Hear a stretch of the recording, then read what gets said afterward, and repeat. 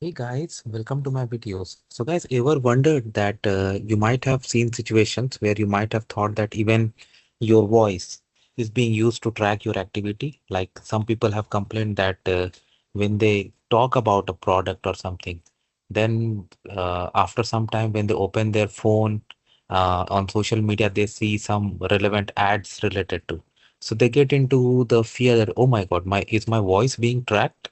Well, how you can turn it off, I'm going to show you in this video. So because of the privacy, I'm going to do it in the format of screenshots rather than direct live video. So what you have to do, open your Google account. Okay, I mean, open Google browser, click on your icon where you'll have an option, manage your Google account. Go there and then click on data and privacy. Okay. Now, if you scroll down in history settings, you have web and app activity. You may have different things selected here. It's up to you how you want to do, but I'm going to show you. Under web and app activity, you have one thing, include voice and audio activity. So if you have it checked, means it's going to be tracked, your voice and audio activity. But if you uncheck, it's not. So that's how you can protect. Okay. Let me know if it works out for you. Thanks for watching this. Please subscribe to the channel. Thank you.